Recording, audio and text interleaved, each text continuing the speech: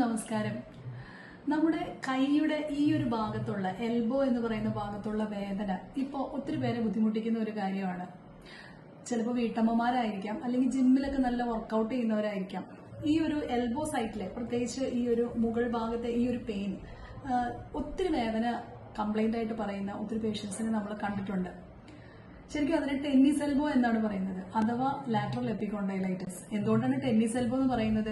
Tennis racket നമ്മൾ പിടിക്കുന്ന ആ ഒരു ഫിസ്റ്റിംഗ് പൊസിഷൻ ഒത്തിരി ടൈറ്റ് ആയിട്ട് നമ്മൾ പിടിക്കുമ്പോൾ ആ ഒരു മസിൽസിന്റെ അല്ലെങ്കിൽ ആ ഒരു മസിൽ അറ്റാച്ച് ചെയ്ത ടെൻഡന്റെ ഭാഗത്തുള്ള തേയ്മാനമാണ് പലപ്പോഴും അതിൽ കലാശിക്കുന്നത്. വീട്ടമ്മമാരുടെ കാര്യം പറഞ്ഞു കഴിഞ്ഞാൽ ചൂലൊക്കെ ഒത്തിരി പിടിച്ച് ഒത്തിരി ഹോൾഡ് ചെയ്ത് അവരെ വർക്ക് ചെയ്ത് കഴിയുമ്പോഴത്തേക്കുമാണ് ഈ ഒരു പോയിന്റിൽ, ഈ ഒരു ലാറ്ററൽ എപ്പിക്കോണ്ടൈൽ എന്ന് പറയുന്ന എൽബോയിന്റെ മുകൾ ഭാഗത്തെ പോയിന്റിൽ ശക്തമായ വേദന വരുന്നത്. എങ്ങനെ ഇതിനെ മാനേജ് ചെയ്യാം? 3 ഫേസുകളിലായിട്ടാണ്. ഫേസ് 1 നമുക്ക് ഇഞ്ചക്ഷൻ ടെക്നിക്സ് ഉണ്ട്, പെട്ടെന്ന് വേദന കുറച്ചെടുക്കുക. ഫേസ് 2 നമ്മൾ മാനേജ് ചെയ്യുന്നത് പ്രധാനമായിട്ടും എന്തെങ്കിലും മെഡിക്കൽ കാരണങ്ങൾ ഇതിലുണ്ടോ എന്നുള്ളതാണ്. ലൈക്ക് തൈറോയിഡ് ഉണ്ടെങ്കിൽ, അല്ലെങ്കിൽ ESR വർദ്ധിച്ചു നിൽക്കുന്ന അവസ്ഥ, വൈറ്റമിൻ D കുറവാണെങ്കിൽ, അല്ലെങ്കിൽ ഷുഗറിന്റെ ഒരു ആരംഭം ഉണ്ടെങ്കിലും പെട്ടെന്ന് ടെന്നീസ് എൽബോ മുതലായ കാര്യങ്ങൾ ഉണ്ടാവാം. അപ്പോൾ ഈ ഒരു മെഡിക്കൽ കാര്യം ഇതിന്റെ ബാക്ക്ഗ്രൗണ്ടിൽ നമ്മൾ നോക്കണം. ഇതാണ് ഫേസ് 2 നമ്മൾ ചെയ്യുന്നത്.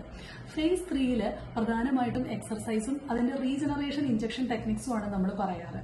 ഫേസ് 3 പ്രധാനമായിട്ടുള്ള ആ ഒരു എക്സർസൈസ് എന്താണെന്ന് വെച്ച് കഴിഞ്ഞാൽ റിസ്റ്റ് മുകളിലേക്ക് പൊക്കുന്ന എക്സർസൈസ് ആണ്. അതായത് റിസ്റ്റ് എക്സ്റ്റൻസേഴ്സിന്റെ ട്രെയിനിങ് എക്സർസൈസ് ആണ്. കാരണം ആ മസിലാണ് ഇവിടെ അറ്റാച്ച് ചെയ്തിരിക്കുന്നത്.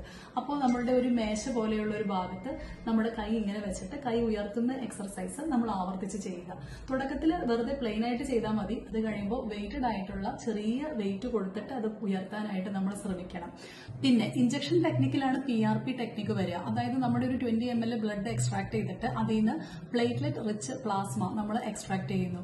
ആ പ്ലാസ്മ നമ്മൾ ഇവിടേക്ക് ഇഞ്ചെക്ട് ചെയ്യുമ്പോൾ ആ ഒരു ടെൻഡന്റെ വെയർ ആൻഡ് ടയർ, അത് തേയ്മാനം ഉണ്ടായ അവസ്ഥയാണെങ്കിൽ അതിനെ പുനർജീവിക്കാനും ടെൻഡൻ സ്ട്രോങ് ആക്കാനും ഹെൽപ്പ് ചെയ്യുന്നതാണ് PRP ഇഞ്ചക്ഷൻ. അപ്പോൾ PRP ഇഞ്ചക്ഷൻ ടെന്നീസ് എൽബോയ്ക്ക് ഇപ്പോഴും ട്രെൻഡിങ് ആയിട്ടുള്ള ഒരു ഇഞ്ചക്ഷൻ ആയിട്ട് വരികയാണ്. ഒത്തിരി പേര് എടുക്കുന്നതാണ്.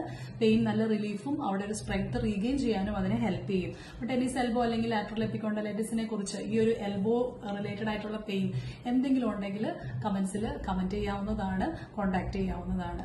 Thank you.